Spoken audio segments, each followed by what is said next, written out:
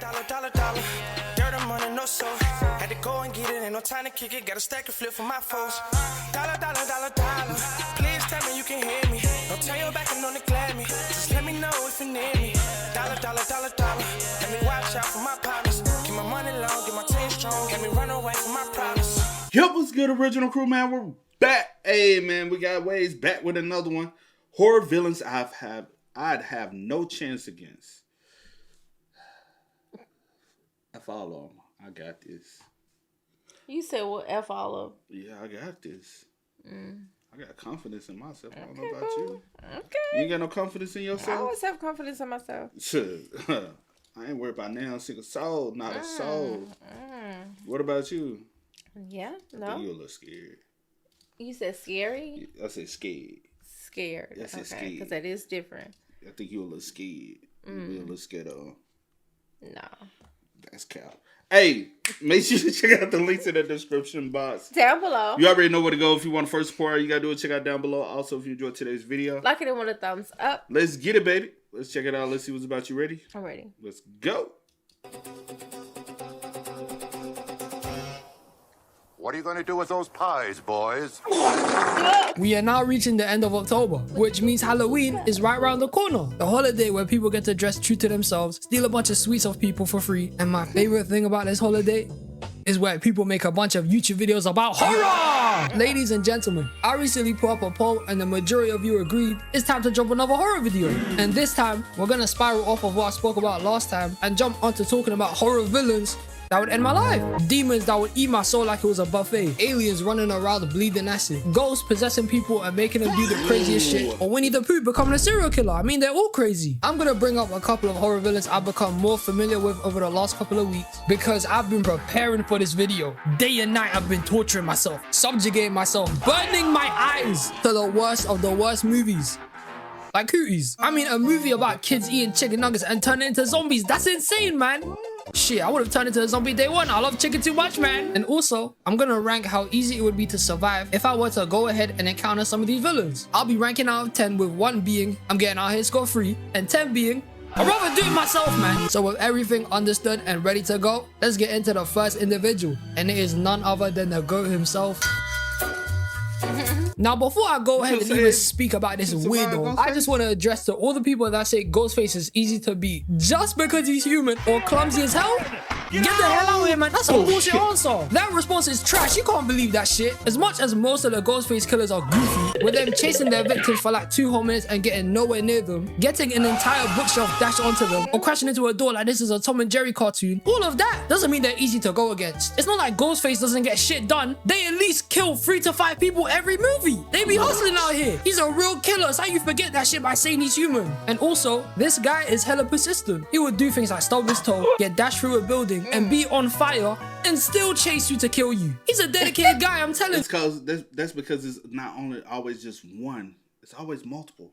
Well, then that will make it harder, right? Yeah, that's what I'm saying. But that's why they always able to do all this. Yeah. It's because it's always multiple.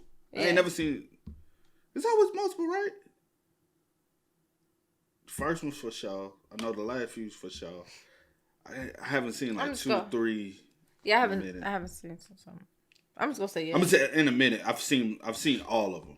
It's just been a minute since I've seen the other version. Ghostface to me is one of the coolest horror villains I've ever seen. He's the coldest slasher villain. I mean, his drip is fire, his voice is sick, and all in all, he's just a cool mascot. I recently just went ahead and finished watching all the Scream movies, and I ain't gonna lie, these movies are cold. There's hands down a couple of decent Ghostface killers. Like Billy and Stu are definitely the best duo, but I ain't gonna lie, Roman and Jill, 10 out of 10 performance, feck, man, they went crazy. If you're not familiar with how Ghostface came to be, let me quickly summarize it to you. Ghostface first started with Billy and Stu, with Billy having a motive to take revenge on the Prescott family after Sidney Prescott's mom, Maureen Prescott, went to doing the freaky with Billy's dad, which made Billy's mom abandon him, which affected him so much, he went ahead to murder Sidney's mom. And then Stu? Well, Stu was just a crackhead. I'm pretty sure he just liked killing people. He's crazy. Then after these two died, the rest of the Ghostface killers just switched up between straight up revenge and just a bunch of mad people. In Scream 2, Billy's mom is a killer and she just wants revenge on Sidney since she killed Billy. And Mickey is a killer because he wanted to be famous.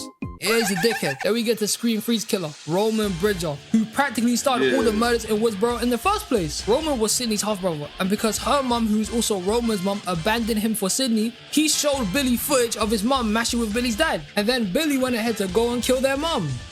He got his mom killed. He orchestrated everything. Bro really couldn't understand his mom never wanted him. It's okay to give up, man. Then we go into Scream 4's killers, which are Charlie and Jill. And Jill is crazy. Jill is Sydney's flipping cousin, and she snaked Charlie by murking him and even killed her own mom just to get clout. She became a murderer because she was jealous of Sydney. She's insane. But Jill was definitely trying to play the part. She was out here stabbing herself, ripping hair, and jumped into a glass table so she could look like a victim. This some S-tier acting. She almost did it as well until my goat Dewey clocked that she was sus. Then in the last 2 Scream movies, like the 5th one, it's just 2 crazy fans trying to recreate a movie by using Sam and Tara, because Sam is Billy Loomis's daughter. And then Scream 6, it just revolves around revenge, since Sam killed Richie and Richie's family decided they wanted to finesse her and Tara. But throughout all these movies, Ghostface stays consistent. The key thing about him is... I said, because at first I was like, I haven't seen all of them. But actually, most times I actually have. And I'm like, yeah. That's why I said, I was like, I swear for the most part, there was always multiple killers. Yeah. I couldn't remember with 3. Yeah. I was like, 3? That's the one I was having a difficulty with. that he's unpredictable. He's a stealthy bastard. He moves like he's Solid Snake. You won't know when he comes to attack you because he chooses when to jump out and attack you. The fact that someone can have that edge over you and pop out of nowhere is enough for me to go ahead and say, I would die, I'm finished. Yes, I agree with what other people say. If I was able to catch Ghostface before he gets me, or we just run the ones, then yes, I'd probably beat one of them. At that point, they're just a normal guy. There's probably a 50-50 chance of me coming out of there alive. But 9 times out of 10, it's never like that. He's never one to just appear right in front of you often to come and kill you. Ghostface will give you a phone call to put you off, threatening you and trying a bunch of shit in your ear saying... But that's the thing. That's the reason why I feel like Ghostface is defeatable, right? Because he lets you know he don't never just come up behind you and just straight up kill you and you don't see him coming. Yeah. They always have to let you know that I'm coming for your ass before I come for your ass. But I guess it's a thing of you actually like believing that... They'll be like, come on, pop out. Step in the light, Caroline. Step in the light. Let me see your ass. Still be kind of... Give me my wands. Caught off guard still. Give me my wands. You bring a knife, I'm going to bring a bat. I feel you. Don't sneak me. Let's see who gonna win. I feel you. Give me a second. Let me get my bat. You bring your knife. Let's see who really got it. Come on. Bing, bing, bing, bing, bing. You ain't going to be able to get in reach. Bing, bing, bing, bing, bing. And if you cut me, you slice me, dice me. But trust me, I'm beaming your ass a couple times. Bam, bang, bow, bow, bow. Yeah. He's near you, if he's in your house, or even luring you to a different location, getting his victims paranoid to check their surroundings a lot more, and even sometimes to get them to open the door so he can sneak in. His manipulation tactic is impressive, so the smartest thing to do here is just don't pick up the call. Problem solved, right? No! Who's to say as soon as you walked up in your crib, he wasn't behind you and snuck up into the house to go ahead and kill you? What if you were going to a house party and the murderer decided to pull up to the party? What if you went to the movies and he was in the toilet? What if you were about to do the freaky with somebody and get to the business, but they were the murderer? There's a lot of different scenarios you need to think about here when saying you survived Ghostface. Most people purely look at it from a one-on-one perspective, and if you only look at it from that way, it completely takes away the point of the guy. All his kills are from getting the drop on people. Also, the numbers Ghostface has is another problem. Most of the Ghostface killers come in pairs, so there's 2 of them. Scream 3 had 1 and Scream 6 had 3. So who's to say you won't get jumped by these men? You will get jumped by these men. You think they care about the faith of a one-on-one? They wouldn't give 2 shits, man. They're stabbing you. I'm with people on the point that if I were to just spot this guy and there was only 1 of them, yes, I'd probably win that shit. It really just is 1 to 3 regular ass people in a costume. They ain't got no demonic power, no fighting or killing training whatsoever, and I've been sparring with the man them. I know in a life or death situation, I go crazy like I was the whole, and they're just a person with a knife. As far as I'm concerned, that's just base level London. I'm used to that shit. But the unpredictability, the stealth, the manipulation, and the numbers they have, I wouldn't die fighting one Ghostface. I'd die by getting jumped by both of them. That's the only way I'm going out. Ghostface ranking is a 5 out of 10, solely because he's definitely easy to beat, as long as he doesn't get the drop on me. And if only one of them comes at me because it's a normal guy in a normal costume, he's getting his shit rocked. I'm beating the hell out of this man. But also, let's cut the shit. You gotta be Sydney to win against them. Her plot armor is too strong. Now I know what you're thinking. Megan Fox is a horror villain? Shit, I let her kill me. That's the fine shit, man. Jennifer Check is the main antagonist of a movie called Jennifer's Body, where it follows the story told I have. by a friend called Needy. And it's about how her friend Jennifer gets abducted by a rock band who want to sacrifice her to the devil for fame, and they do get their fame. But Jennifer becomes a demon. She's a succubus, and she goes around killing niggas to eat them so she can stay alive and keep her youthful looking appearance. Because if she doesn't keep doing that, then she starts to look ugly, frail, and by my guess, probably dies eventually. Now I ain't gonna lie, when I watched this movie like 2 days ago, I was like, this shit is depressing. First off, Jennifer was already a horrible friend. That shit was crystal clear way before she became a demon. She practically controlled Needy's wardrobe and what she wore so she would look like the ugly one between the two of them. She definitely had some level of hate to her with the way she was pushing her at Chip's crib. Needy would constantly worry and be telling her she'd be doing some stupid shit, and she wouldn't listen. Like the whole part of the movie where Jennifer gets into the van with the rock band to go get killed is because she wanted to get into the van. Why are you getting into a stranger's whip? What's wrong with you? I'm not saying she deserved to die, but shit, her awareness was terrible. And even with all this dumb behavior toward her own friend, Jennifer loved Needy. She saw her lips and I did it for like a whole minute. The scene of this on YouTube has 437 million views. You're all a bunch of gooners. Then there's the whole shebang where Jennifer decided to go for her boyfriend and eat this guy. Where's the bro code, man? You're tripping. And second is that she was always sus. Before her and Needy went ahead to go to the bar, she started calling guys salty morsels. And you know what morsels mean? It means food. What did she mean by that at the time? She was weird. Even when she got her power, she started burning her tongue for it to heal back and call herself a flipping god. Then while everybody else was devastated and upset at the murders around Devil's Kettle, which most of those murders were done by Jennifer, when everyone is gloomy, sad, and just grieving, Jennifer was out here moving like she didn't care. She was the only person in bright colors and acted like nothing happened. It's like she was unfazed to everything. She was strange. But let's just go ahead and get to what we're here for. Would I survive Jennifer Check? Well, that depends. All I have to do is just not approach her or even move to her. Then it's not that deep. I'll probably survive, have a nice life, eventually a picture-perfect family and kids, and maybe just live life to the fullest. Yes, impossible. I can't do it. It's prime Megan Fox, man. I'm just a man. And this might be the most bitch answer I've ever. I'm finna be real. One movie I know y'all ain't gonna say because y'all don't never think about it. I Know What You Did Last Summer. You're not survivors. You're not survivors. You don't even know who the fuck it is, bro. Yeah. Give it to anything, but I need you man to hear me out. If I was a high schooler at Devil's Kettle, I wouldn't think that she's a murderer. Just because I would think that some other crazy guy would be out here killing people. The first thought I would have here is that I would have assumed it would have been a serial killer.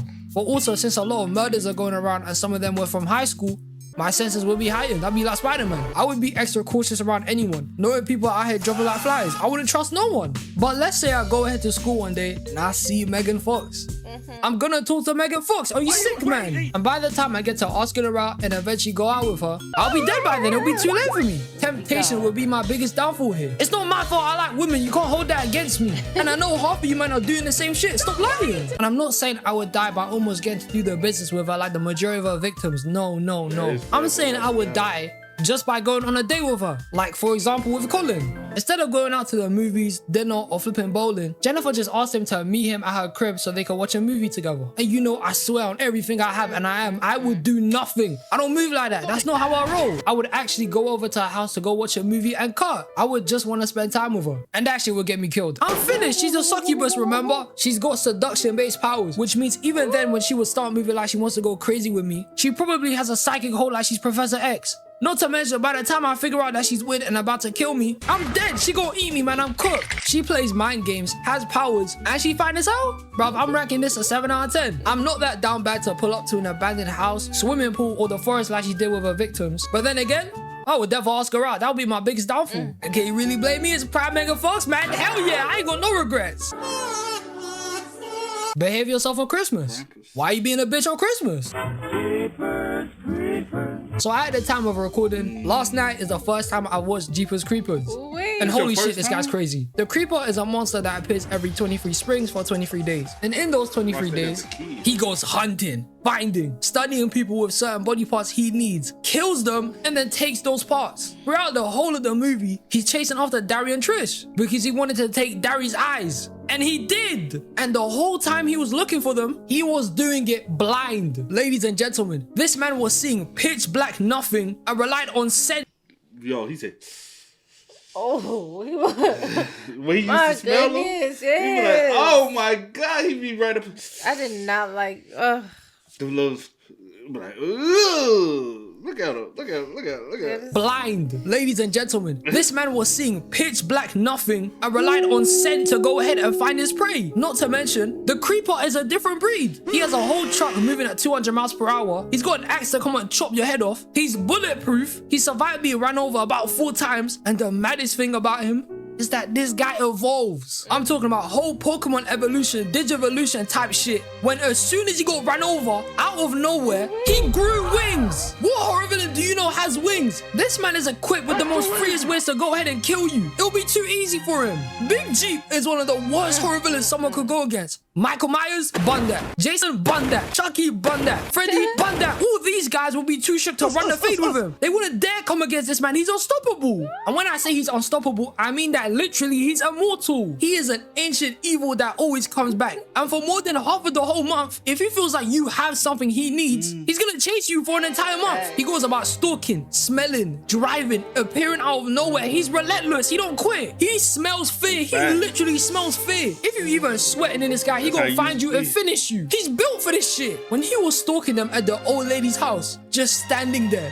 menacingly, staring at them like he's some scarecrow, that was enough for me to say, I'm not messing with this guy. I'm running. I'm dipping. But yet again, the main part of the creeper that has me thinking I would definitely die was when the guy grew wings. I knew at that point there's no way to beat him. He can go anywhere. What's stopping him? Nothing. He can appear out from nowhere, just come from the sky and swoop down to grab and kill you. Wherever the creeper goes, he will end your life. And there's no hiding. Once he smells you and gets your scent, he starts locking in like he's a missile. This man will chase you for a good majority of the month to murk you. And no gun is gonna save you. No sword, no flipping rocket launcher, because he's always gonna come back. And when he comes back, well, you better pray to 24th.